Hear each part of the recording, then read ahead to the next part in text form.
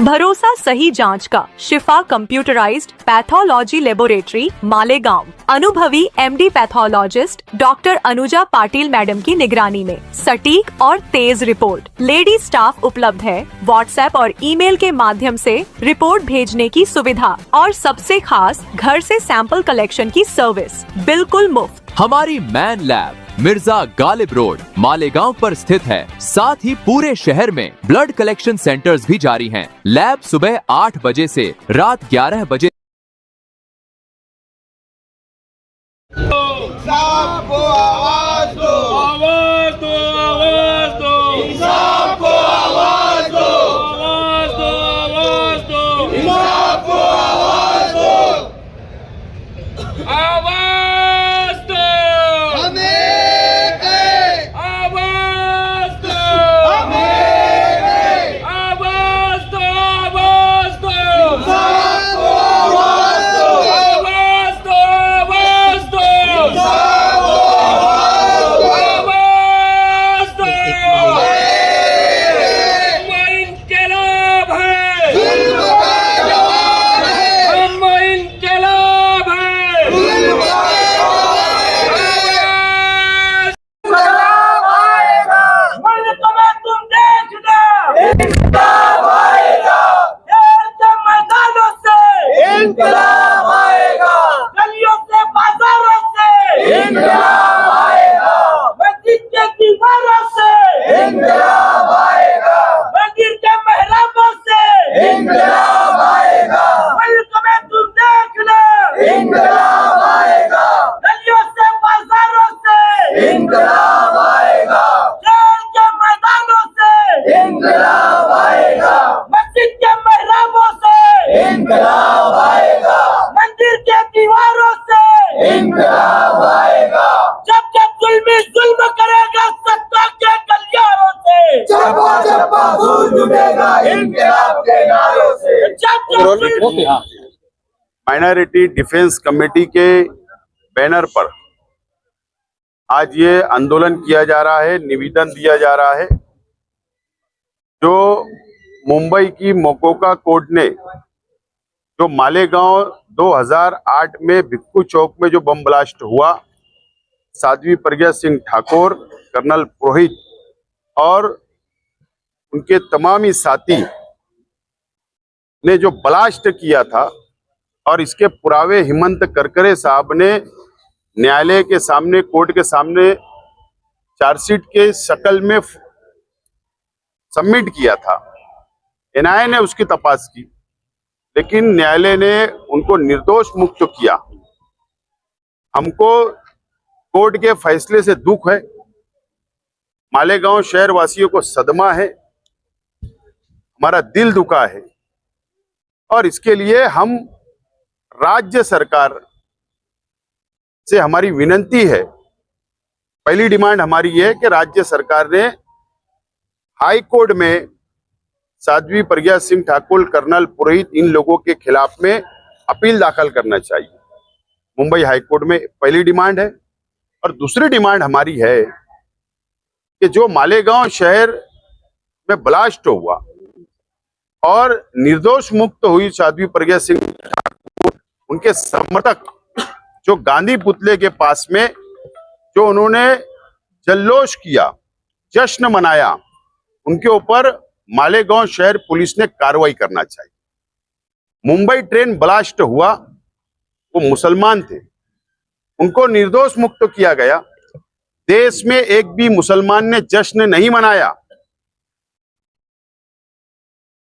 लेकिन अगर मुसलमान जश्न मनाता था तो यही सरकार, यही पुलिस देशद्रोही का गुना दाखिल कर देती थी। देश से गद्दारी का इल्जाम लगाया जाता था मुसलमानों पर। लेकिन यहां पर दूसरी बाजू में जल्लोष किया जाता हिंदुत्ववादी संगठनों के माध्यम से, और उनके ऊपर कोई कार्रवाई नहीं, उनको छूट दी जा रही है। इस तरीके का जो सरकार के दबाव में प्रशासन काम कर रहा है, तो हमारी यही डिमांड है, उन पर भी कार्रवाई हो। इसीलिए दो डिमांड को लेकर आज हम निवेदन दे रहे हैं। और हमारे साथ में जिन लोगों के घर के व्यक्ति, बच्चे जो शहीद हो गए थे बम ब्लास्ट में 2008 में, उनके हाथों से आज हम ये निवेदन सादर करने वाले हैं। इसीलिए माइनॉरिटी डिफेंस कमेटी ने आज धरना आंदोलन किया है। और जो हिंदुत्ववादी संगठनों ने या पक्ष के लोगों ने जो यहाँ पर जश्न मनाया, जल्लोष किया गांधी पुतले पर, ये मैं ऐसा मानता हूं और डिफेंस कमेटी का ऐसा मानना है कि हमारे जख्म पर नमक लगाने के बराबर है। तो समाज में तेल निर्माण करने के माध्यम इस तरीके का काम किया गया। ये शहर की एकता, अखंडता, भाईचारा को खत्म करने का काम किया गया। इसके ऊपर पुलिस ने और शासन ने कड़क कार्रवाई करना चाहिए, हमारी डिमांड है।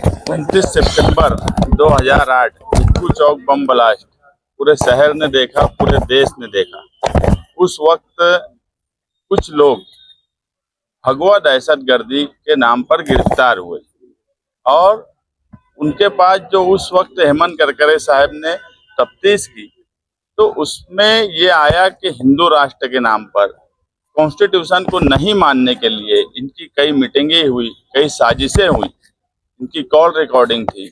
मैं तो हैरान हूँ अभी कोर्ट के फैसले और एनआईए एजेंसी की तफ्तीश पर कि हेमंत करकरे साहब ने जिस टू व्हीलर को चेसी नंबर उस कंपनी में भेजकर मंगवाया था, एटीएस की चार्जशीट में भी था, और उसके बाद एजेंसी एनआईए एजेंसी बोलती है कि वो गाड़ी किसकी थी नहीं मालूम। तो क्या मालेगांव शहर में जिस गाड़ी पर बम ब्लास्ट हुआ वो खुद चलकर आई और अपने आप फूट गई? ऐसे कई सवालात हैं। जो लोग यहाँ पर शहीद हुए उनके घर के लोग भी हैं, उनको इंसाफ मिलना चाहिए।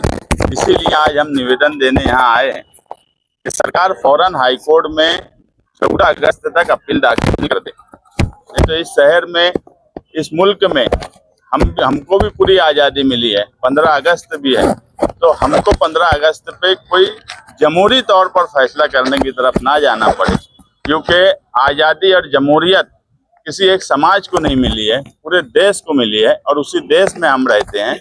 और उसी देश में जो लोग मौसम पुल पर गांधी जी के मुजस्समे के पास साध्वी प्रज्ञा सिंह ठाकुर का फोटो लिए थे, उनको गांधी को एक बार देखना था कि ये वही साध्वी प्रज्ञा सिंह ठाकुर है जिसके गांधी के पुतले पर जिन लोगों ने नकली पुतला बनाकर अभी कुछ साल पहले गोली चलाई थी, साध्वी प्रज्ञा सिंह ने उनकी हिमायत की थी।